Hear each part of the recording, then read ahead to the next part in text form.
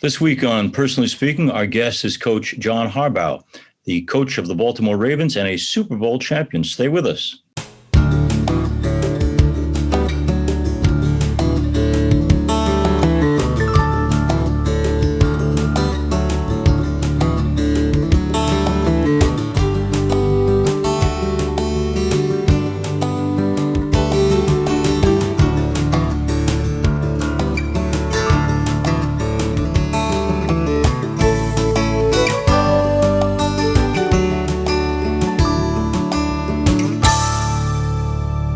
Hello and welcome to Personally Speaking. I'm your host, Monsignor Jim Lasanti, and Super Bowl winning head coach John Harbaugh joins me now. John is the head coach of the Baltimore Ravens, the longest serving head coach of the team since joining the team in 2008.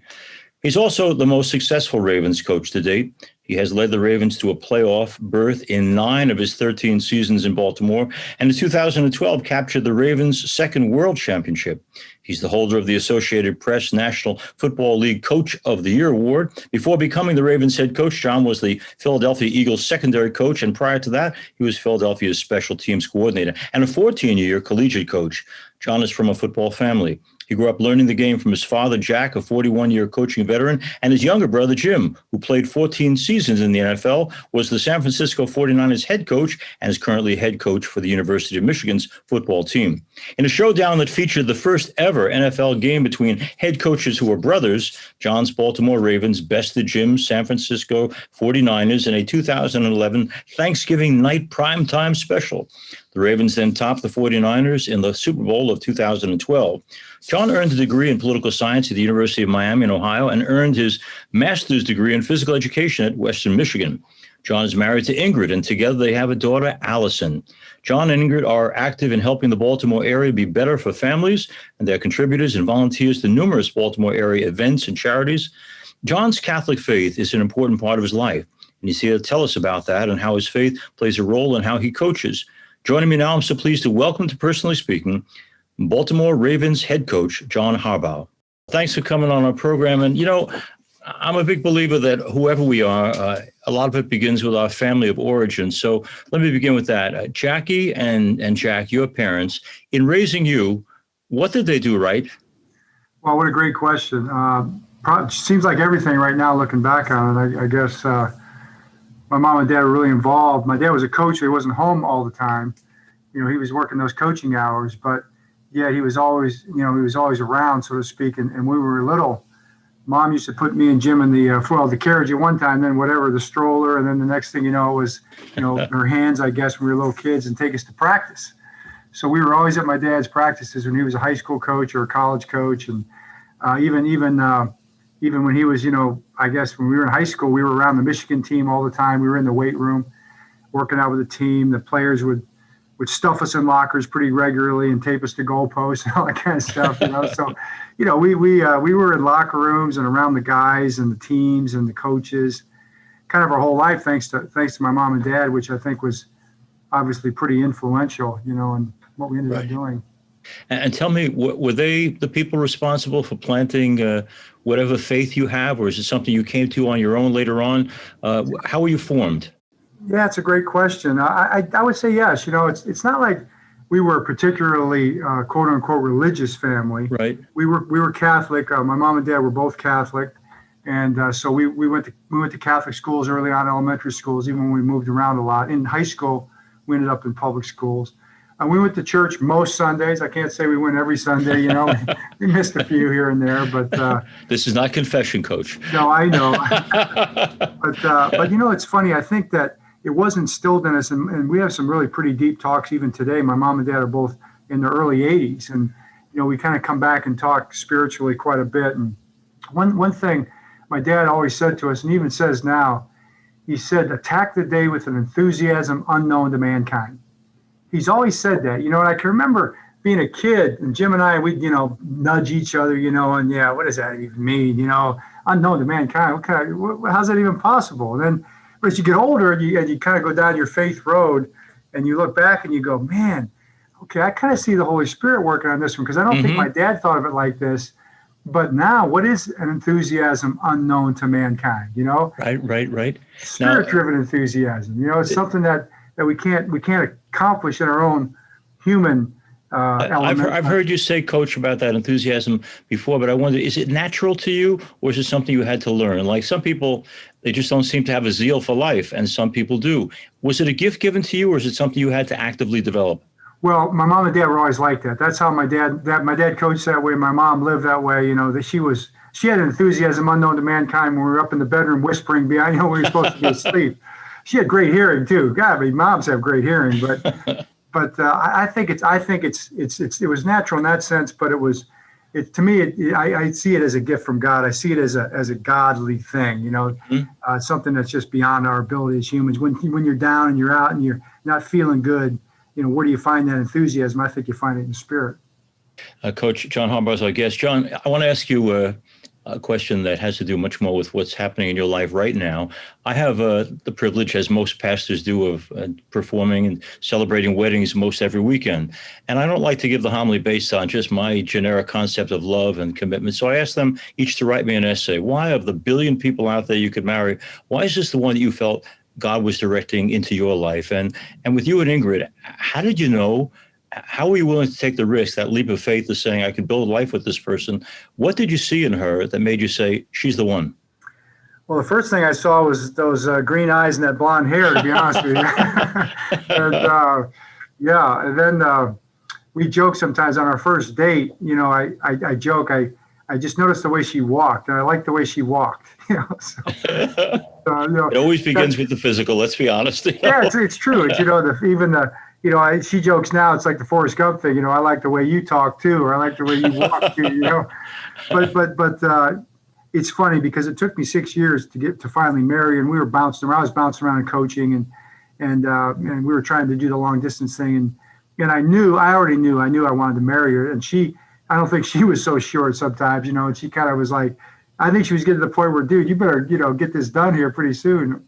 Yeah. And maybe I sensed that, but also, you know, as I just knew that she would be right. And I can remember telling her a few years later, once we were married at some point, gosh, you're just such an awesome wife. And she said, I knew I would be, you know. And, I like that enthusiastic confidence on her part too. What happened to the two of you and Allison, your daughter, during this pandemic? Like, you're a guy who's so active all the time, so busy, and now there's much more time, or was much more time during that year, to just be with the people we're closest to. How did you use that time? Yeah, that was the best thing because we were at home and Allison was at home with her senior year, and they were missing school and missing her senior lacrosse season. So we were home together a lot. You know, one thing we did, we took long walks. We ended up taking, pretty much an hour plus walk every afternoon. And Ingrid's a big workout person. Allison was training. I try to work out. So that was kind of on top of that and the work and the school.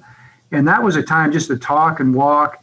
I felt like we really grew together even more through that, just by, we found out, even at this stage, we still have a lot to talk about. You get on a walk and you start talking, there's still a lot to talk about, which is pretty neat. Isn't that great, that conversation time? You are known as an unapologetic Catholic Christian, which I love. But I have to tell you, the first guy in football I ever got to be friends with many years ago was a fellow named Mark Bavaro for the New York Giants. And I remember I always thought it was great that when, as a tight end, he'd catch a touchdown, he'd genuflect and give thanks to God. But I remember reading a Sports Illustrated editorial saying, Mr. Bavaro, keep your faith to yourself. When you get blowback from people who say, I'm glad you're a believer, John, but who cares? We don't want to know. What's your reaction to that? Well, my reaction is to go back to what Jesus said. He said, spread the word to the whole world, the Great Commission. So that's really just not an option for us, is it? And I don't think you have to be everybody's got their own personality. And I think God kind of creates us all with our own style and way of doing things, but just emboldens us. And it says to be strong and courageous. I love Joshua, the first chapter of Joshua, 1-9, be strong and courageous. And it comes back and says, be very strong and courageous. I don't think you can be afraid, and just try to meet people where they're at as much as possible. And just, just share how you feel and see things. Nobody, I don't think, can really tell you you're wrong if that's how you feel and that's how you see things. So try not to be afraid of that. And our players kind of appreciate it. And they know that, everybody, we're all entitled to see things how we do and think how we think, but they don't expect me to not be who I am either. So if we allow them to be who they are, then, I'm allowed to be who I am too, and that becomes kind of a liberty kind of a thing for all of us. Coach Harbaugh, I noticed, when our churches were closed during the worst of the pandemic, that a lot of people needed to be reached out to, and many people in a community like mine said they were dealing with a sadness, a paralysis, a depression that like they never had before. I mention that because I'm going to presume that during this time you also stayed in some kind of close touch with your players. What were they experiencing as everything they worked for was put on hold? Just that. I mean, the guys were really, different guys were in different places. And you talk to guys since, they were really happy to get back together finally when we did.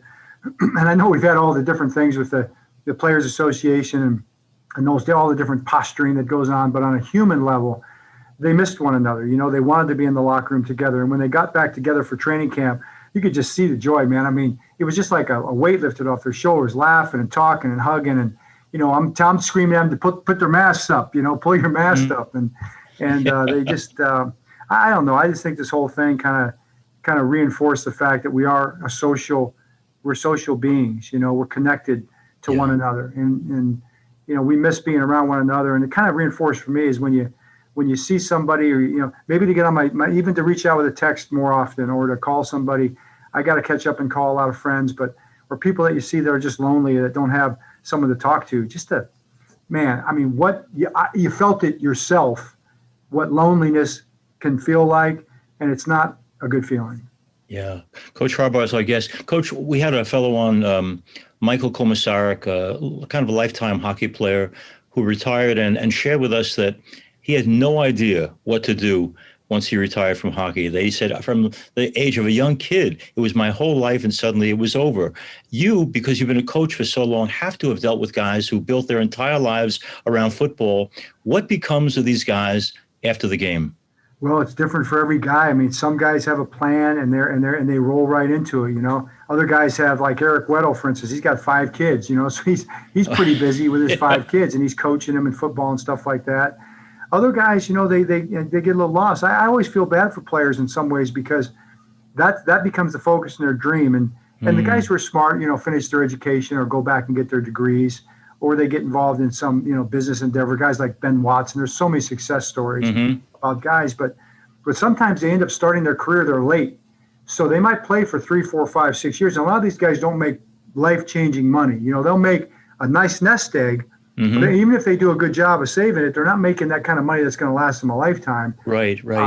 And they are behind. They're behind 4, 5, 6 years, the people that they graduated with, and they're just going to start over. And sometimes they have a tough time finding that, that startup type place where they can kind of get rolling. And then you talk to them 10 years later, and they still haven't gotten started, and those are the guys you worry about. But it's different for every person. Every player is a little different. I know you're not a spiritual dad to every player, but I presume that when you take on the role of coach, it means sometimes you're also personal coaching. So do they come to you with their personal problems? Yeah, they do. They sometimes they don't want you to know. They want to act like they don't have any problems, and other times, you'll get the door. They'll walk in, they'll close the door, and Jimmy Smith is a great example. We've gotten really close. He's been with the team now since our Super Bowl year in 2012, and I'd say that we're very close friends. And he's been through a lot, relationally and different things in his life. And I feel like I've walked all those journeys with him. And right. Sometimes you get in that kind of relationship. It's more of it's a friendship. It's sometimes a big brother. It's not really a father type thing. Maybe I'm getting older now, but those are the ones that you cherish. I say Eric Weddle's like that. Even Ed Reed, we have so many conversations that go so much that aren't even football related. It's for our listeners and watchers. That's what you look back on, you cherish, right? The relationships. For our listeners and watchers around the country, Coach, they probably don't believe it, but even though you've competed with your brother in a Super Bowl, no less, it's very clear to me when I read up about you that you and Jim have a incredibly strong bond, a great love relationship. Tell us how two brothers, because lots of people in my parish will say, I haven't spoken to my brother or sister in 20 years, which breaks my heart. How have you two, especially in the same field, kept such a close friendship going? I don't know. I guess I'm very grateful for it, and we just grew up in the same room. And, it's kind of unique. He was always the better athlete, and he was the star player. Even when we were little, he was the star. And he was more playing with my friends. I was a little older, and he'd pal around with my guys and everything, and because he was just that good. So maybe that's where we kind of got close. Maybe I had a place for him to go and hang out, and had some friends that and maybe he's a guy that he got to be a star quarterback, and I was trying to make it as a coach. I looked up to him and tried to chase his success a little bit. And the rivalry. It's funny because you do have a sibling rivalry. You do. Right. After the Super Bowl, I went up to shake his hand after the game, and he kind of gave me the stiff arm, and he said, "There'll be no hug." Hey, I understand. That's pretty honest. That's pretty honest. Well, there weren't too many hugs growing up either, when we competed. So right. But there are hugs, and I think we each always have been each other's biggest fan and have always rooted for each other. And even today, when some of these controversial things come up, I make a point to publicly have his back, and he does the same. Mm-hmm. And when somebody's in your corner, one thing our dad always said was, he always said the most important thing is to believe in somebody. Everybody needs somebody to believe in them. And you'd asked me earlier about the family, and I think if we got a gift from our parents, that was the biggest thing. He always, and my mom the same, always absolutely 100% believed in us and had our back. And we were disciplined, and we were put in our room, and we were we were spanked occasionally, and we were basically disciplined. But also, they always told us that we could do that and be this, and that we had what it took always. And my dad tells a story a lot of times when he went to Stanford to be the defensive coordinator. John Elway's father, was the head coach at San Jose, and they were talking before a game one time. San Jose was playing Stanford, and Jack Elway said, and John Elway was the quarterback at Stanford, and Jack said to my dad, "Hey, I heard you got a young quarterback there at Pali High School." And my dad said, "Yeah, he goes, well, how is he?" He goes, "Well, he's pretty good, but he could work on this, and he could work on that, and he could be better at this." And Jack always said, "Jack," he said, my dad's name is Jack too. He said, "Jack, stop it. He goes, listen, your son is going to have plenty of critics his whole life, and he's going to have plenty of coaches, but he's only going to have one dad. You be his dad, and you be his biggest supporter." And my dad never forgot that and told us that story really right when it happened. And I've never forgotten. And I tell our players that same story every single year, because, your kids more than anybody, need to have you believe in them as especially their father, and that's a big one. Coach, that's a perfect segue into my question. I wanted to come back to your own personal story. You obviously love Allison like crazy. Do you have any idea, because parents and grandparents listen to a show like this and wonder, I know what I value. I know I obviously value my kids, but how do I get the values that I treasure to be part of their lives? Is there something you and Ingrid have done to plant good seed, to see that Allison makes right choices in life? How do you teach someone how to be good, I guess is what I'm asking. Gosh, it's such a great question. I know, because you are a theologian and you study these things. How deep that is. So I'm going to be just an amateur and try to answer it the best way I can, because we were blessed. We've been blessed with a really great kid, and she's a freshman at Notre Dame. She's playing lacrosse there. It's just it blows me away to see what she's doing. And she just called just before we got on the phone. She called, and she wants us.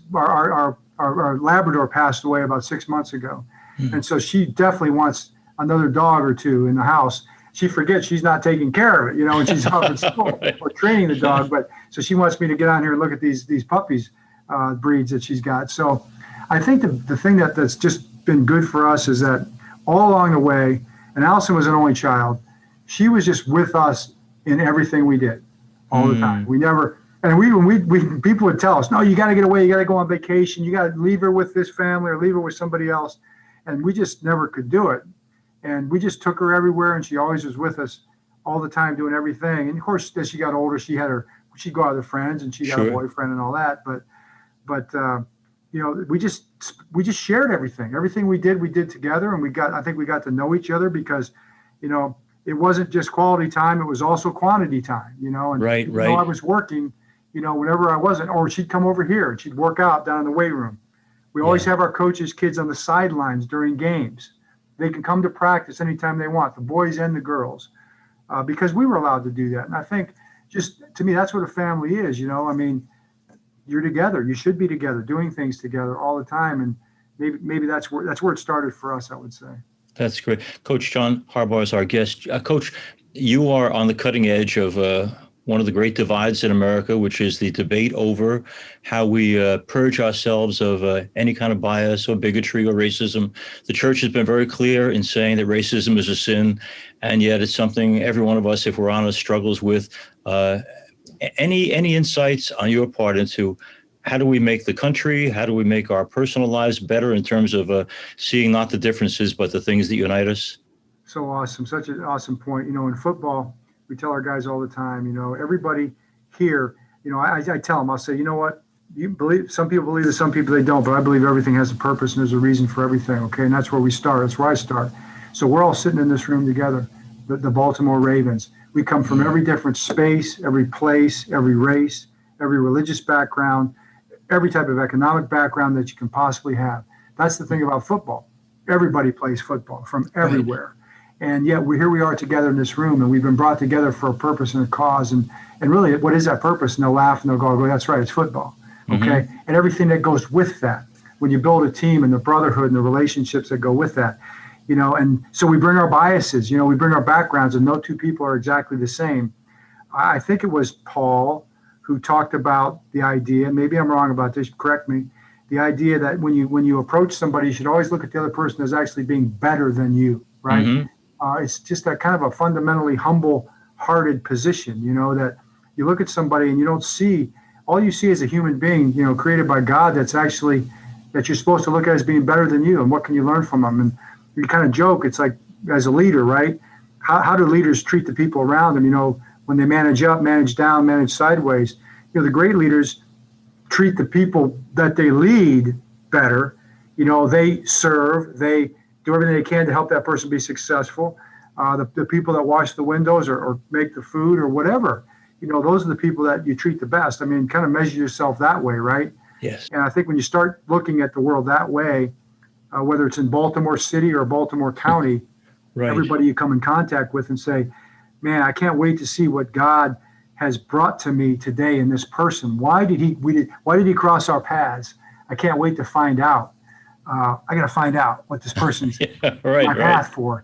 If you just decide to take that type of an approach, and it's not easy, we all know, but you do your best to do that. Even when you're busy and you've got all the different challenges and pressures and struggles weighing you down, you just decide that the person in front of you is the most important thing and person that in your life because God put him there.